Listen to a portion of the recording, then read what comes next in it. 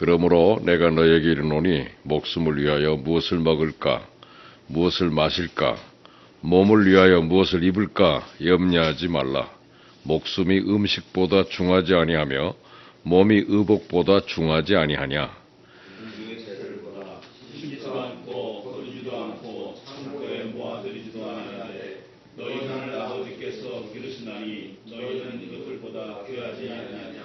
너희 중에 누가 염려함으로 그 키를 한 자라도 더할 수 있겠느냐. 또 너희가 어찌 의복을 위하여 염려하느냐. 그들의 백합화가 어떻게 자라는가 생각하여 보라. 수고도 아니하고 길쌈도 아니하느냐. 그러나 내가 너희에게 말하노니 솔로몬의 모든 영광으로도 입은 것이 이 꽃 하나만 갖지 못하였느니라. 오늘 따라 내일 아궁이에 던져지는 들풀도 하나님이 이렇게 이지시거늘 하물며 너희 가우냐 믿음이 작은 자들아. 아멘. 우리는 감사하며 산다 하는 주제로 말씀을 나누려고 합니다.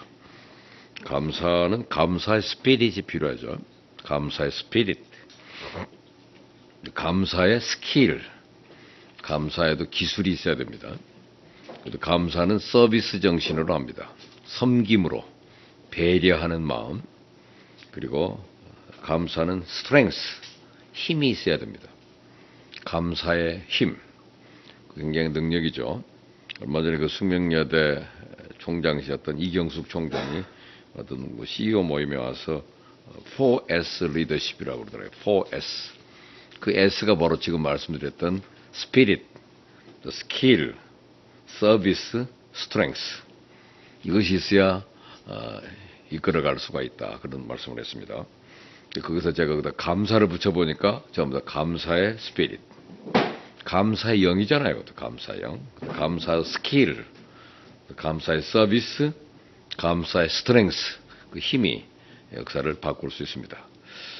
우리가 잘 아는 대로 1620년 영국의 청교도들이 배를 타고서 미국으로 건너갔습니다.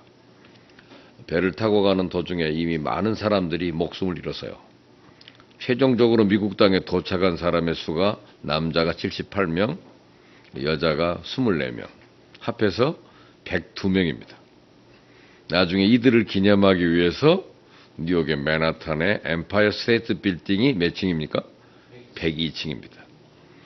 그것이 유명한 스토리입니다. 102명이 도착해서 102층이 된 겁니다. 근데 이들의 102명이 대부분 다 도시 출신입니다. 도시 출신이 농사를 짓는다는 것은 고역입니다. 그래서 그 농사 짓는 법도 모르고 고생이 심했어요. 그들은 힘들고 어려운 일이 생길 때마다 그들의 대안이 금식하면서 하나님께 기도하는 거였습니다. 하나님, 우리를 불쌍히 여겨 주십시오. 이 어려움 속에서 우리를 구해 주시기 바랍니다. 그들은 시시때때로 금식을 선포하고 하나님께 기도했습니다. 그러던 어느 때 그들이 또다시 어려움에 봉착하게 되니까 또다시 금식을 해야 될 거라고 생각을 했어요. 그때 그 문제를 논의하려고 모두가 한 자리에 모입니다. 뜻밖에도 가운데 한 사람이 이런 제안을 했답니다. 여러분, 지금까지 우리는 힘들 때마다 금식을 선포하며 하나님께 기도했어요. 그러나 이제는 한 번쯤 우리의 생각을 고쳐볼 필요가 있지 않겠습니까? 물론 우리가 영국에서 살 때보다도 형편이 어려워진 것은 사실입니다. 그러나 우리는 이 가운데서도 얼마든지 하나님의 은혜를 생각하면서 감사할 조건을 찾을 수 있는 줄 압니다. 우리에게는 신앙의 자유가 있습니다. 정치 자유도 있습니다. 또 우리 눈앞에는 광활한 대지가 펼쳐져 있습니다. 우리에게는 얼마든지 무한한 가능성이 있습니다. 그런 이번에는 금식을 선포하지 말고 차라리 감사를 선포합시다. 우리가 감사의 주관을 정하고 하나님 은혜를 생각하면서 더 많은, 더 큰, 더 깊은 감사를 하나님께 드려보면 어떻겠습니까? 그 말에 모든 사람이 감화를 받은 거예요. 그래서 그들은 금식 주간을 선포하지 않고 감사 주간을 선포했습니다. 이번 주간이 감사 주간입니다. 한 주간 내내 감사해야 됩니다. 감사. 11일은 빼빼로 데이가 돼가지고 그래서 빼빼로라고 많이 팔립니다만은 하게 초콜릿 먹는 것도 큰 기쁨이겠습니다만은 이번은 감사를 정해놓고 하자. 정해놓고 그저 감사하자. 감사를 결심하는 겁니다. 여러분, 감사라는 것은 하나님이 주신 은혜에 대한 즉각적인 반응이에요. 반응이 능력이랍니다. 반응은 response라고 그러잖아요. 능력은 ability잖아요. 그래서 그 반응에다가 능력을 합하면 responsibility가 됩니다. 책임이 됩니다. 책임. 우리의 책임. 그러니까 반응이 있는 사람이 고마워요. 빨리 감사합니다. 어떤 좋은 일을 자기가 받았으면 빨리 감사해 줘야 돼. 그죠? 감사에 반응이 민감한 사람들이 돼야 되는데 감사를 안 해요. 일본이 그 전후에 일어날 수 있는 길이 반응하는 언어를 배웠습니다. 아무리 말씀드렸잖아요. 일본은 패전 후에 또 다른 말로는 종전 후에 그 백성들의 그 허무감, 절망 그 속에서 그들에게 네 가지 원리만 가르쳐 준 것이 그 일본을 살린 길이라고 그러잖아요. 오아시스. 오가 뭡니까? 오하요. 반응입니다. 사람을 만나면 오하요 하는 거 굉장히 중요한 거예요. 먼저 인사하는 거. 아는 뭡니까? 아리가또죠. 아리가또. 자기 자녀에게도 고맙다고 말할 때는 반드시 정식으로 인사를 합니다. 아리가또. 정말로 고맙다는 표시를 확실히 해요. 그냥 아리가또 게 장난이 아니에요. 아리가또.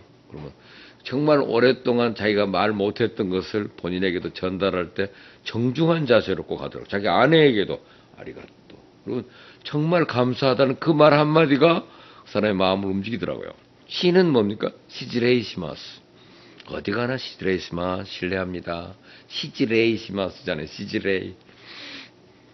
그 마지막 스는 뭐죠? 또 스미마생입니다. 스이마생이라고도 하고 스미마생이라고도 합니다. 언제나 스미마생 반응이에요. 부딪혀도 스미마생. 손님이 와서 그 주인을 잠깐 부를 때도 스미마생. 항상 이 스미마생이 몸이 반응하는 언어더라고요. 반응. 이 반응이 빠른 사람의 능력이랍니다.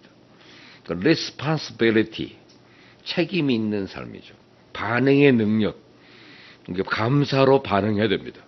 크리스찬은 매사에 은혜에 대한 센스가 민감해가지고 은혜다 그러면 감사합니다. 은혜에 대한 감사가 있는 것이죠. 그래서 우리는 감사하며 살자. 그거 중요한 일입니다. 그래서 사람들이 하나님 은혜 생각하면서 맨날 금식하고 때를 쓰는 방식이 아니고 금식은 밥 안 먹고 기도하는 건요. 때 쓰는 것입니다. 강한 기도죠. 그러나 더 강한 기도보다 중요한 기도가 감사의 기도입니다. 감사를 드리는가. 감사하자. 사도 바울이 빌립보 4장 6절 Don't be anxious about anything. 아무것도 염려하지 마라. But in everything. 모든 일에 by prayer and petition. 기도와 간구로. 그 다음에 중요한 말이 나와서 with thanksgiving. present your request to God. 하나님께 너의 요청사항을, 그죠? present. 보여줘라, 그 말이에요. 보여줘라. 근데 우리가 번역을 아뢰라 그랬는데, 나타내주라, 그 말이죠. 보여주라. 근데 뭘로? with thanksgiving. 감사함으로, 기도와 간구로, in everything. but. 그러니까 전치사로 붙여져 있는 말만 조립해서 연결하면 영어가 되는 거 아닙니까? 그래서, but in everything, by prayer and petition, with thanksgiving, present your request to God. 그러면, and, the 하나님의 평강, the peace of God. 그죠? 하나님의 평강이 찾아와야 사람들은 잠이 옵니다. 평강을 잃어버리면 못 살아요. 그래서 하나님의 평강이 which transcend all understanding. 모든 지각에 뛰어난 그 너의 하나님의 평강이 will God 지켜준다. Your heart and mind, 네 마음과 생각을 in Christ Jesus, 그리스도 예수 안에서. 이게 그 빌립보 4장 6절 7절 말씀 아닙니까? 저 아무것도 염려하지 말고, 아주 중요한 말입니다. 염려하지 말고 대신 뭐라는 거예요? 감사라는 거죠.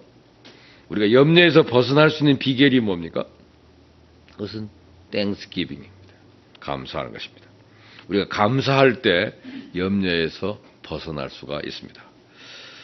영국의 작가 다니엘 디포 아십니까? 다니엘 디포, 조나단 스위프트, 이 두 사람이 섹스피어 이후에 영국 문단에 자극을 준 유명한 작가입니다. 그 조나단 스위프트는 갈리버스 트래블이라고 갈리버 여행기, 그리고 하나는 다니엘 디포는 로빈슨 크루소라는 작품을 썼습니다. 그 작품 하나가 영국 문단을 그 공백을 메워버리는 아주 획기적인 메시지인데, 이들이 전부 세타이어입니다. 세타이어란 말은 평론가들이에요. 그는 약간 그 자극을 줄 수 있는 사람들입니다. 정치 평론가들이었어요. 그 사람들은 그 세타이어는 그 사회를 풍자하는 메시지를 준 거예요. 갈리버 여행가 여러분 아시죠? 자기가 대인인 줄 알았는데 가보니까 소인국도 있단 말이죠. 근데 거기 가서는 굉장히 왕노로 됐어요. 알고 보니 큰 나라 가면 또 작은 소인이 꼼짝 못했어요. 근데 자기가 늘 대인이라고 착각하고 함부로 하는 이 사회의 영국에 대한 강한 질타가 조나단 스위프트의 갈리버 여행기입니다. 근데 로빈슨 크루소라고 하는 작품은 그분이 1660년생입니다. 따로 59년생이라고도 하는데 대개는 한 살 차이는 왔다 갔다 하는 것 같아요. 그러고 난 다음에 이분이 1719년일 거예요. 아마 19년에 발표한 작품이 정치평론가입니다. 원래 다니엘 디포는. 그 양반이 그 쓴 책이 로빈슨 크루소입니다. 그 한 권을 써서 59세에 쓴 작품이에요. 그것이 인류 역사에 크게 영향을 끼친 작품이 됐습니다. 로빈슨 크루소. 그것은 그 후에 등장한 장자크 루소의 자연으로 돌아가라는 메시지를 대언할 만한 이런 선구자적인 메시지라고 합니다. 로빈슨 크루소는 알잖아요. 여러분, 무인도에서 일어난 그 선원이 그 로빈슨 크루소가 약 28년을 혼자 지냅니다. 그래서 나중에 그 한 사람 프라이데이라는 토인을 하나 길러내면서 문명의 옷을 입혀요. 이 사람이 가리키는 것은 문명을 가리키는 것입니다. 근데 나중에 그 사람의 그 사회가 그와 더불어 변해가고 문명화되는 것 자체가 자기 오염된다는 것을 나중에 보여주는 것인데, 그 로빈슨 크루소가 28년을 거기서 살았어요. 탔던 배가 파손이 됐습니다. 그래서 원 제목은 원래 요크의 선원인 그 로빈슨 크루소의 생애와 그리고 이상할 만한 놀라운 모험들, 이게 그것이 원제예요. 근데 로빈슨 크루소라고 하는데 그 작품에서 그는 그 홀로 살아남아서 무인도에 이르렀는데 아까 28년 동안 살다가 나중에 극적으로 구조가 됩니다. 그래서 그 사람에게 또 인터뷰가 얼마나 많았겠어요. 28년 동안 어떻게 여기서 견뎠느냐 그랬더니 한마디로 감사하는 마음에서 견뎠다고 그럽니다. 왜 하필이면 내게 이런 불행한 일이 생겼는가, 그런 것을 한 번도 생각해 본 적이 없대요. 다른 사람은 다 죽어서도 자기는 죽지 않고 살아남아있다는 사실 한 가지만으로도 그는 감사했고, 아무도 없는 무인도, 그러나 따먹을 수 있는 과일이 있다는 사실만으로도 감사했고, 아무 데서나 옷을 구할 수 없었지만 옷을 입지 않고서도 얼마든지 살아갈 수 있을 만큼 날씨가 따뜻했다는 사실에 감사했고, 그에겐 총 한 자루 외에는 변변한 무기가 없었습니다. 그러나 섬 안에는 자기를 해칠 만한 짐승이 살고 있지 않다는 사실에 그는 감사했어요. 그래서 그는 이러한 귀한 깨달음을 스스로 얻게 된 겁니다. 이 세상에서 가장 비참한 사람은 무인도에 홀로 남은 사람이 아니라 어디에서든지 감사할 조건을 생각할 줄 모르는 사람이다. 그것이 그 다니엘 디포가 그 시대의 사람에게 들려주는 메시지였어요. 중요한 거, 감사할 줄 모른다면. 그렇잖아요. 그래서 아까 말씀드린 감사의 스피릿, 감사의 스킬, 감사의 서비스, 감사의 스트렝스, 이 4S가 있어야 이 사회를 살아갈 수 있다. 그래서 S 리더십 그러면 동식이 떠올라야 됩니다. 감사의 스피릿, 감사의 영이 있냐 이 말이죠. 사업을 해도 마찬가지잖아요. 어떤 관계 속에서 감사하는 마음을 갖고 있는 걸 압니다. 영적인 것이기 때문에 감사. 또 그의 그 감사가 사람이 이런 방식으로 나에게 제시하고 있구나 하는 것을 아는 것이 감사의 스킬이잖아요. 감사도 기술이 있어야 돼요. 그리고 서비스, 감사는 배려입니다.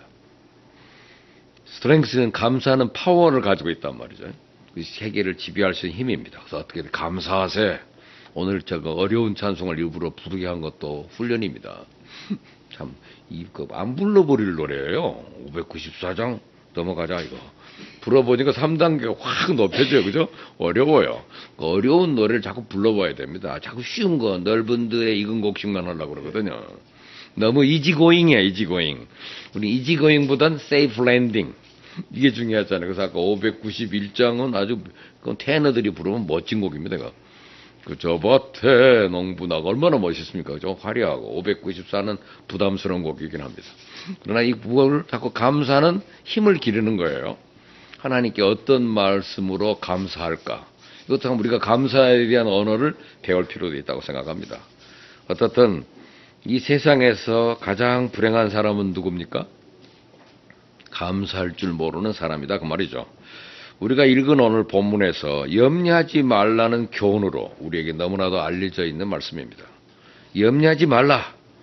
이 말을 씀을 달리 표현하면 감사하라 하는 말로 바뀌어질 수 있습니다. 오늘 본문에서 우리가 염려하지 않아도 될 여러 가지 이유를 말씀해 준 겁니다. 달리 표현하면 우리가 하나님께 감사해 드릴 조건들을 우리에게 말씀해 준 거죠. 우리가 크리스천은 1년에 2번 감사주일을 맞잖아요. 하나는 전반기 감사는 맥주 감사주일, 그리고 이들은 추수 감사주일. 근데 많은 사람들이 맥주만 나오면 맥주가 생각이 나는 모양이에요. 아, 맥주를 생각하는 것 같아요. 맥주. 그들에게 보리 농사라는 건 굉장히 중요한 의미거든요. 거기서 첫 번째 감사, 그 다음에 또 한 번의 감사를 통해서 살아가는 것. 그래서 우리를 향하신 하나님 은혜를 생각하면서 하나님께 감사하자. 형식적인 감사, 습관적인 감사, 마지못해서 억지로 드리는 감사가 되지 않기를 바라는 겁니다. 그래서 예전에 목회자들에게 교회가 사례를 지급할 때 2달 봉급을 더 주게 돼 있어요. 역사적으로. 2달 봉급인가는 12개월 동안 이제 사례가 지급될 때 14개월을 지급합니다, 원래가. 원전은. 그게 뭐냐면 맥주 감사주일, 추수감사절 헌금을 하기 위해서 그렇습니다.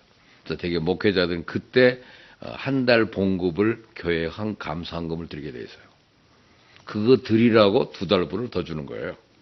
그래서 맥주감사절 때 목사님 한 달 사례 드립니다.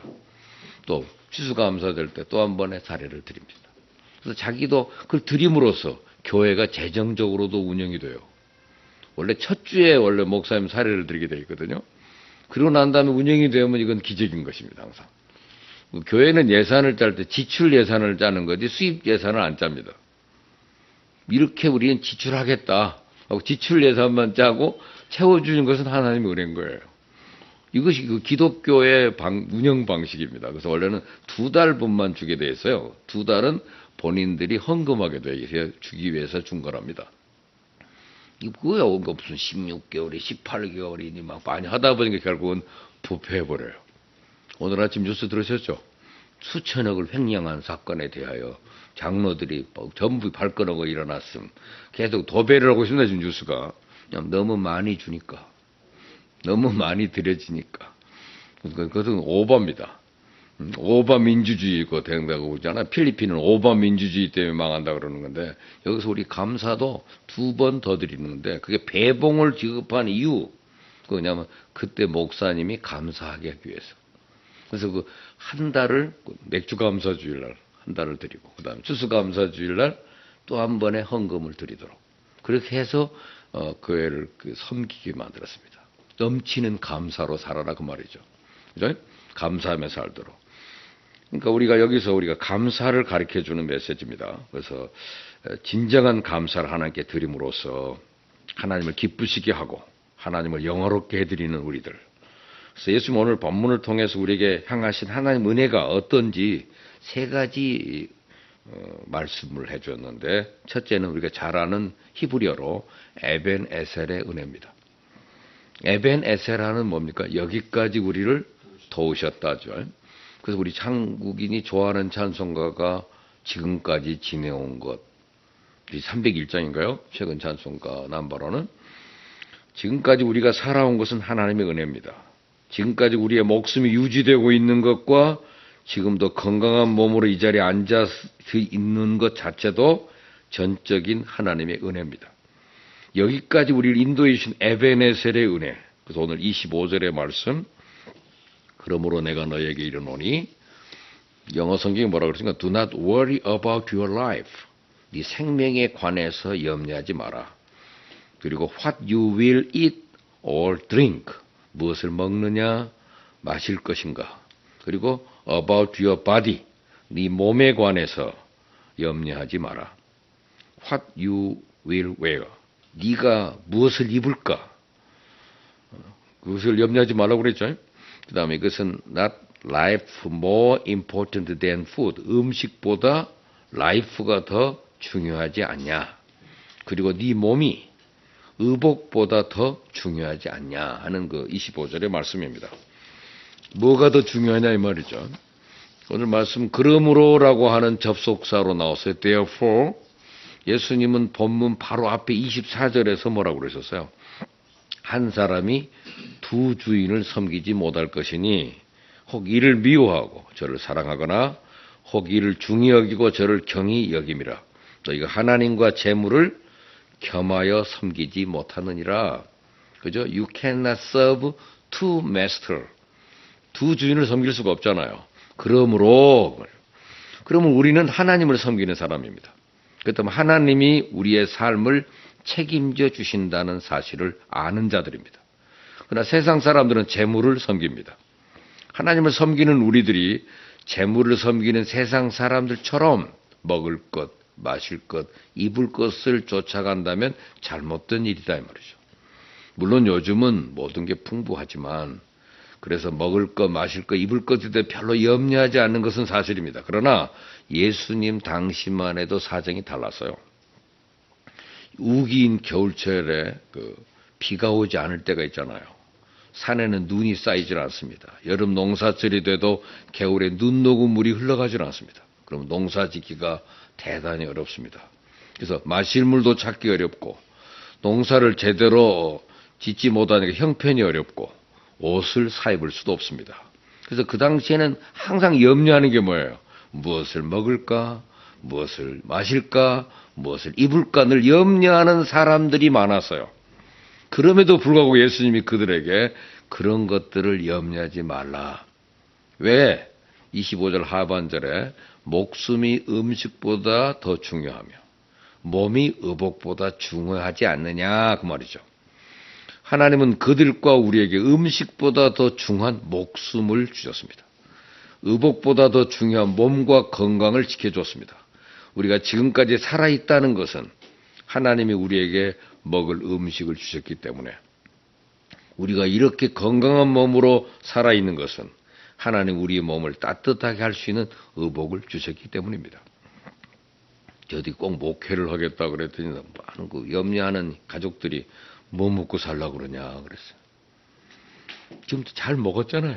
여기까지 잘 입었잖아요. 지금 돌이켜보면 그러더라고요. 맨날 왜 걱정하는 게 뭐 먹고 살라고 네가 걸로 가냐. 그거 하지 마라. 다른 길이 있는데 왜 걸로 가려고 꽈비르면 그러냐고 몇 번 달래더라고요. 근데 결국은 뭐 먹고 살았더라니까요. 지금까지 먹고 입혀주고 다 살았어요. 그래서 에벤에셀의 은혜를 먼저 깨닫게 하시는 것입니다. 그래서 우리가 지내온 것 아무리 창고에 곡식이 많이 쌓여 있는들 목숨이 붙어 있지 않으면 무슨 소용이 있겠습니까? 예수님의 비유 가운데 그 유명한 바보 부자 얘기 있잖아요. 창고에 잔뜩 쌓아놓고 더 크게 짓고 야 이제는 내가 좀 영원히 좀 자유를 누리며 살아야 되겠다 그랬더니 하나님이 긴급 호출한다 그러잖아요. 긴급 소환. 너 이리 와. 저는 그 시편 90편 보다가 인간이 죽는 것을 성경이 원위치라고 그랬더라고요. 원위치. 그러면 가는 거더라고요. 이 군대 용어가 무섭더만. 원위치. 그러니까 원래 우리가 흙이잖아요. 그죠? 흙에다 생기를 넣었던데 원위치 그러면 흙은 흙으로 영은 영으로 가는 게 죽는 거더라니까요. 그래서 모세가 우리에게 돌아가라 하셨사오니 그러더라고요. 시편 90편이 모세의 노래인데 우리에게 돌아가라 하셨사오니 그러니까 흙으로 돌아가라가 뭐예요? 원위치잖아요. 원위치 되면 상황 종료입니다. 그러니까 우리가 얼마 동안 더 살 것인지 삶의 지혜와 시간을 알게 해달라. 우리의 간절한 기도가 거기에 있어서요. 그래서 우리가 이 바보 부자가 얼마나 어렵습니까? 우리가 값비싼 옷이 많이 있은들 우리에게 건강이 없으면 무슨 소용이 있겠습니까? 아무튼 무슨 동영상 보셨잖아요. 어떤 부자가 다 이쁜 집을 지어놨는데 몸이 아파서 병원에 입원해 있으니까 그 집도 필요 없고 다 필요 없고 자기에게 딱 필요한 것은 환자복 한 벌밖에 없더라는 거예요. 그 집에 아무리 좋으면 무슨 의미가 있겠냐 이 말이죠.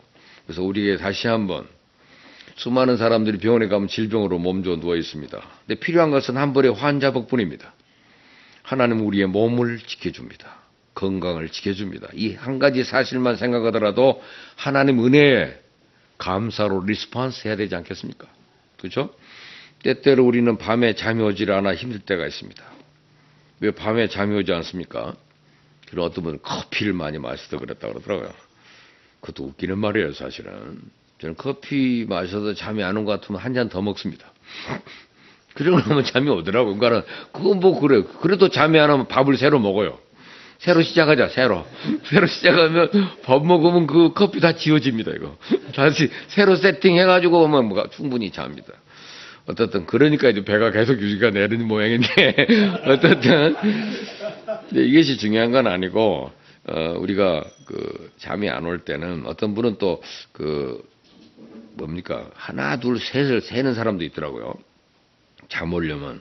그래서 엎치락 뒤치락 하다가 잠 안 오면 이제 하나, 둘, 셋, 넷을 계속해서 숫자를 세다 보면 자기도 모르게 잠이 온다. 근데 사람마다 체질에 따라 달라요, 이것도. 하나의 방법은 될지 모르지만, 모두가 다 잠에 떨어지지는 않습니다. 그래도 오히려 숫자 세다 보면 오히려 더 머리가 총명해져가지고, 잠을 못 이룰 수가 있어요. 그런데 중요한 것은 그때 그 염려를 감사로 바꿔가지고, 또 감사할 일을 하나하나 생각해내면서 감사를 해보라는 거예요. 그러다 보면 그 감사 속에서 뭐가 찾아와요? 오늘 빌립보 4장 6절이 감사 with thanksgiving 있었죠? 그 다음에 7절에가 the peace of God입니다. 하나님의 평강이 찾아와요. 이 감사를 하고 있으면은 평강이 찾아오면 단잠을 잘 수 있다는 것입니다. 중요한 일이더라고요. 수없는 간증입니다. 갑자기 막 꼬이기 시작하면 잠이 안 오거든요. 그런데 그 염려 대신에 감사로 바꾸라는 거예요. 감사하면 지금도 내가 살아있네. 유지되고 있는 것만 해도 그 수백억을 매출을 올리는 공장 회사를 경영하는 분들도 그 자금 때문에 이번에 돈을 더 여수에까지 가서 빌리러 갔다 그러더라고요. 그 운영이 참 어렵습니다. 세상 이 경영이라는 게. 그 염려가 많잖아요. 그런데 그분은 그러더라고요. 빚 얻을 수 있는 것은 은혜다 그러더라고요. 빚을 얻을 수 있는 것도 능력이라는 거예요. 그래서 감사하다 그러더라고요. 그분은. 그래서 자기는 은행이 참 고맙다 그러더라고요. 그래서 자기가 경영도 했고 사업을 했기 때문에 그것 때문에 두려움이나 염려하지 않는다 그러더라고요. 어떻든 염려를 감사로 바꿔보는 것. 어두운 생각을 밝은 생각으로 바꿔보는 것. 예컨대 아들 때문에 걱정이 된다면 그래도 딸아이는 건강하고 착하고 예쁘게 잘 자라고 있음을 생각하며 감사해 보는 거죠. 돈 때문에 걱정이 된다면 과거에 더 어려운 때에도 하나님이 함께 하시면서 그 어려움을 이길 수 있도록 도와줬음을 생각하면서 감사하는. 그러면 이번에도 하나님의 도우심으로 이길 수 있다는 믿음이 생깁니다. 그러는 가운데 우리의 마음속에 고요와 평안이 찾아옵니다. 우리의 마음과 생각을 하나님의 평강이 지킨다. 누구 안에서? 그리스도 예수 안에서. 한번은 그리스도 예수를 지키듯이 예수님에게도 그걸 지켜주기 때문에 그가 평안을 유지했던 거예요. 그래서 우리가 그 사이에 주시는 축복입니다. 우리에게는 에벤 에셀의 은혜가 있습니다. 지금까지 우리의 목숨을 지켜주셨습니다. 하나님은 우리의 목숨을 지켜주기 위해 우리에게 필요한 음식을 허락하셨습니다. 하나님 지금까지 우리의 건강도 지켜줬습니다. 하나님 우리 건강을 위해 입을 옷도 주셨습니다. 그럼 무엇을 먹을까? 무엇을 마실까? 무엇을 입을까? 염려하지 말고 지금까지 베풀인 하나님의 그 은혜, 즉 에베네셀의 은혜를 생각하면서 감사하자. 이게 첫 번째 포인트고 두 번째는 우리가 아는 히브리어입니다. 우리에게는 임마누엘의 은혜가 있습니다. 임마누엘이 뭡니까? 임마라면 함께한다. 누는 너희, 엘 하나님입니다. 그러니까 하나님이 너희와 함께한다 그 말이에요. 하나님은 우리는 하나님을 아버지라고 부르잖아요. 그럼 자녀입니다. 하나님은 그럼 결코 우리를 고아처럼 내버려 두지 않습니다. 지금도 하나님의 임마누엘로 같이 하시면서 한 사람 한 사람은 눈동자와 같이 지킵니다. 예수님이 이것을 설명하시려고 두 가지 예를 드셨어요. 거기 보니까 그 26절에 공중의 새를 봐라. 그렇죠? 또 백합화를 봐라. 이 두 가지 예를 들었습니다. 이 산상설교는 지금 산 위에서 하시는 말씀이니까 공중에는 새들이 날고 있었을 거예요. 들에는 이름 모를 아름다운 꽃들이 피어 있습니다. 예수님 그 새를 가리키면서 공중의 새를 보라. 들에 피어 있는 아름다운 꽃들을 가리키면서 들의 백합화가 어떻게 자라는지를 생각해 보라 그랬습니다. 여기서 백합화를 오해하지는 마세요. 한국인이 생각하는 릴리, 그 하얀 꽃만 생각하지 마세요. 얼마 전에 세계꽃 박물관인가요? 전시회를 가보니까 백합의 종류가 수백 가지더라고요. 빨간색도 있고 짙은 색도 있고 다양한 거는 모든 종의 야생화들을 백합이라 그러더라고요. 그 아름다운 꽃들이 이름 모를 꽃들, 그 세상의 모든 꽃들을 한번 보라. 이게 우리에게 그걸 눈길을 돌리게 만드는 거죠. 공중의 새는 농사 짓는 법이 없습니다. 예수님이 농사 짓는 일을 세 단계로 나눠 말씀했는데 심지도 않고 거두지도 않고 창고에 모아들이지도 않는다 하는 표현에서 농사 짓는 법의 기본을 말씀하신 거예요. 이런 것처럼 공중의 새는 농사를 짓지 않지만 염려하지 않는다는 겁니다. 언제나 즐겁게 노래 부르면서 잘만 살아갑니다. 왜 그렇습니까? 26절 맨 끝에 너희 하늘 아버지께서 기르시나니 그런 말이 있어요. 26절 끝에 Father, Heavenly Father feeds them. 그들이 먹이신다 이 말이에요. 하나님이 그들을 먹이시기 때문에 그래서 그 하늘에 계신 아버지께서 그 팔이 짧으신 것이 결코 아닙니다. 하나님은 자신이 창조하신 이 세계를 언제나 그 팔로 섭리하면서 돌보시니까 새들이 자라는 데 필요한 풀을 키워주시고 새들의 먹이가 되는 벌레를 길러주십니다. 그렇게 함으로써 하나님은 새들을 기릅니다. 하나님이 새들을 창조했기 때문에. 그러면서 끝부분에 뭐라고 그랬어요? 26절 끝에 Are you not much more valuable than they? 그들보다 더 값어치 있지 않냐 그랬죠? 하물며 너희일까 보냐 그 말이죠. 너희들은 그보단 더 가치가 있지 않아? 그 다음에 이제 그 28절에 들의 백합화를 예로 들어서 너희가 어찌 의복을 위하여 염려하느냐. 들의 백합화가 어떻게 자라는가 생각해봐라. 수고도 아니하고 길쌈도 안 한다. 길쌈. 예수님 당시만 해도 옷 한 벌 해입기가 정말 어려운 때입니다. 그럼에도 불구하고 예수님은 의복을 위하여 염려하는 사람들을 책망했습니다. 패션 메이커에 일하시는 그 사장님이 자기 직업을 다른 사람한테 소개할 때는 자기는 걸레 장사입니다 그러더라고요. 옷이 안 팔리면 걸레래요. 그래서 원래 자기가 걸레 장사래요 자기는. 그러니까 예전에는 양복 한 벌 해 입는 것도 참 어려웠던 시대가 있었잖아요.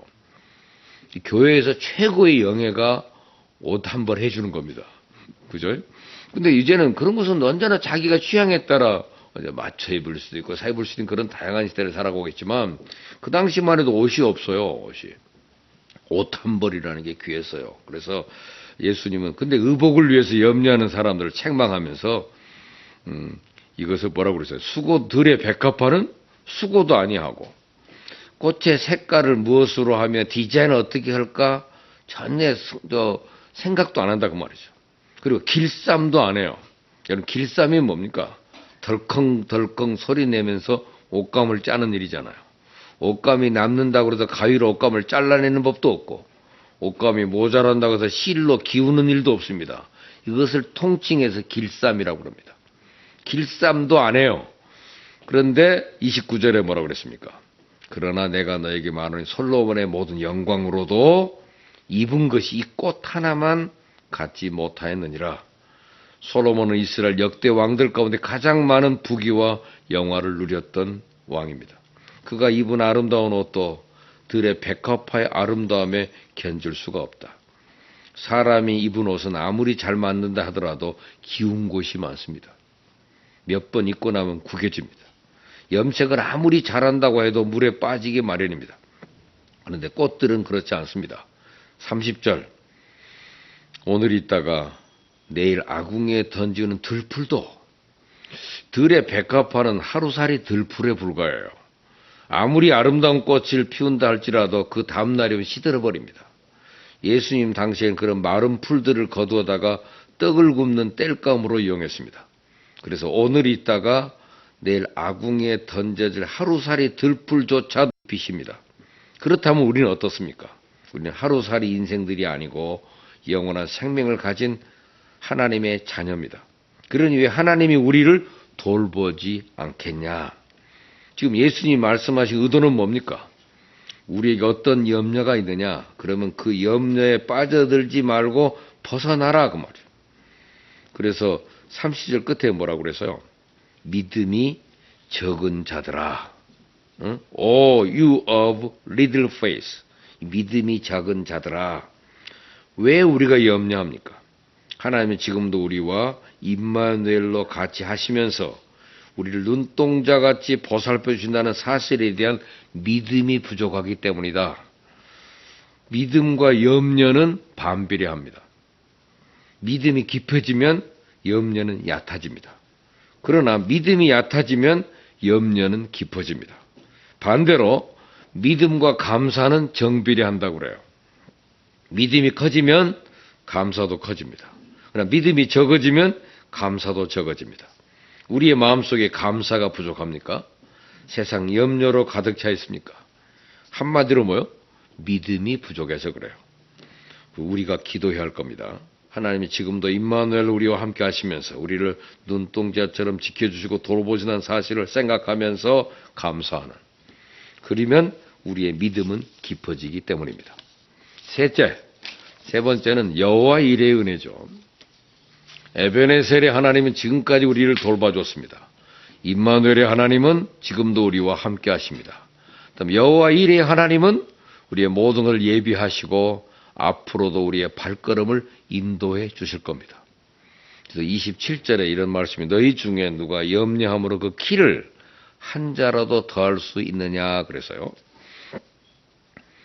여기가 중요한 말입니다. 근데 27절 NIV 성경을 보면 염려함으로 누가 그 당신의 생명을 한 시간이라도 더 늘릴 수가 있느냐고 돼 있어요. 그죠? Single hour to his life. 그러니까는 이 키라고 하는 말을 목숨이란 말로 번역한 겁니다. 생명을 누가 조금이라도 연장할 수가 있냐 이 말이죠. 네가 염려한다고 네 수명이 늘어나냐 이 말이에요. 그건 절대 할 수 없다는 얘기잖아요. 그러니까 누가 염려함으로 네 생명을 일각이나 더하겠느냐 이것이 NIV 표현이에요. 인간의 생사화복을 주관하시는 분은 하나님입니다. 모든 것을 섭리하시는 분도 하나님입니다. 우리 앞날은 하나님의 손에 있습니다. 세상 사람들은 이 사실을 알지 못합니다. 그래서 그들은 내일 일을 염려할 수밖에 없어요. 그러나 우리는 하나님이 우리의 선한 목자가 되셔서 모든 것을 예비하시고 우리를 푸른 초장 쉴만한 물가로 인도해 주신다는 사실을 알고 있습니다. 그래서 우리는 염려 대신에 감사하면서 살아가는 겁니다. 그래서 유명한 찬송 나의 갈 길 다 가도록 예수 인도하시니 그죠? 어려운 일 당할 때도 족한 은혜 주시네. 맨 마지막 무슨 일을 만나든지 만사형통하리라. 하나님이 우리의 선한 목자가 되셔서 모든 걸 예비하시고 우리의 발걸음을 인도해 주시니 늘 감사하면서 사는 겁니다. 고드름하고 눈사람의 비유가 있더라고요. 추운 겨울 그 어느 집 뾰족한 그 처마에 고드름이 달려 있습니다. 그 집 앞마당에는 뚱뚱한 눈사람이 서 있습니다. 고드름은 자신의 처지를 생각할 때 걱정이 시작됩니다. 이제 곧 따뜻한 봄이 올 텐데 그렇게 되면 자기는 녹아서 없어져 버리고 말 겁니다. 고드름은 자기 처지를 생각할 때 한숨이 나옵니다. 고드름은 앞날에 대한 염려 때문에 너무 슬퍼서 눈물이 뚝뚝 떨어집니다. 문득 고드름은 자기 앞에 서 있는 눈사람은 어떤 생각을 하고 있을지 궁금해서 그 눈사람을 바라봅니다. 근데 눈사람은 아무렇지도 않은 듯 웃고 있었어요. 그래서 눈사람에게 이렇게 물었답니다. 어이 눈사람, 너는 이제 곧 녹아서 없어질 텐데 걱정이 되지도 않아? 그때 눈사람은 이런 대답을 했답니다. 왜 쓸데없이 염려를 해? 생각해봐. 당신 말대로 나는 녹아서 물이 되겠지. 그러면 나는 흘러가면서 대지에 생기를 불어넣고 잠든 꽃들을 깨워줄 거야. 그리고 나는 계속 노력해서 바다로 흘러갈 거야. 바다는 본래 내 고향이거든. 나는 내 고향으로 돌아간다는 사실을 생각하면 너무나도 마음이 설레. 그러나니 내가 염려할 필요가 어디 있겠어. 그 후로도 고두름은 앞날에 대한 염려 때문에 늘 찡그린 얼굴로 지냅니다. 몸은 날로 야위어 갑니다. 눈사람은 소망 속에 늘 빙그레 웃고 지낸 덕에 살찐 모습이 되었다. 이런 하나의 우아하지만 얘기입니다. 세상 사람들이 모두 살아가는 게 고드름과 같다는 거예요. 늘 세상 염려 속에 쌓여서 살아갑니다. 그들에게 소망이 없기 때문에. 그러나 하나님의 자녀들인 우리에게는 소망이 있습니다. 여호와 일의 은혜가 있습니다. 하나님 모든 걸 예비해 주시고 우리의 발걸음을 인도해 주신다는 사실을 알기 때문에 우리는 염려가 아니라 감사를 하면서 살아갈 수 있는 존재입니다. 예수님의 제자 베드로가 예수님 바라보면서 바다 위를 걸었을 때 갑자기 바람이 붑니다. 무서운 생각이 듭니다. 그래서 그는 물에 빠져버렸습니다. 예수님이 즉시 그에게 손을 내미셔서 건져주시고 그를 구해주었던 일을 생각하면서 그는 베드로전서 5장 7절에 이런 말을 남겼습니다. 너희 염려를 다 주께 맡겨버려라. 이는 저가 너희를 권고하심이라. 그것이 베드로의 간증이에요. 너희는 권고라고 하는 말은 책임진다는 뜻입니다. 영어로 말하면 take care야. take care. 하나님이 우리 앞날을 돌봐주시기 때문에 우리는 염려할 필요가 없습니다. 하나님은 여호와 이레의 하나님, 우리의 모든 것을 다 예비하시고 앞서가시면서 우리의 발걸음을 인도해 주십니다. 이 사실을 생각하면서 우리가 늘 예수님을 바라보며 무리를 걸어가는 우리의 승리로운 모습을 우리 한번 생각해 봅시다. 여러분, 오늘 우리 세 가지 은혜를 말씀드렸어요. 하나는 에베네셀의 은혜, 여기까지 우리를 인도해 주셨습니다. 임마누엘의 은혜, 어때요? 지금도 우리와 함께 하시면서 우리를 눈동자처럼 지켜주십니다. 또 여호와 이레의 은혜, 하나님 우리의 모든 것을 예비하시고 우리의 발걸음을 친히 인도해 주실 것입니다. 하나님의 이 은혜가 우리 마음속에 있는 모든 근심, 걱정, 염려를 눈 녹듯이 깨끗하게 씻어주시기를 희망합니다. 여러분, 하나님 은혜가 우리의 마음을 감사와 찬양으로 가득 채워주기를 축원합니다. 기도하겠습니다. 하나님 아버지, 오늘 저들에게 놀라운 은혜를 주셨습니다. 이 은혜에 대하여 우리는 감사로 반응하길 원합니다. 이번 한 주간 온전히 감사하게 하옵소서. 감사로 에베네셀의 은혜를, 임마누엘의 은혜를, 여호와 일의 은혜에 대하여 확실한 감사를 드리는 저들이 되게 하옵소서. 예수님 이름으로 기도합니다. 아멘. 이제는 우리 주 예수 그리스도의 은혜와 하나님 아버지의 무한대하신 사랑과 성령의 교통하심이 이 자리에 모인 주의 백성들과 저들의 가정과 사업 위에 우리 형제가 위에 이제로부터 영원토록 함께 계실지어다. 아멘.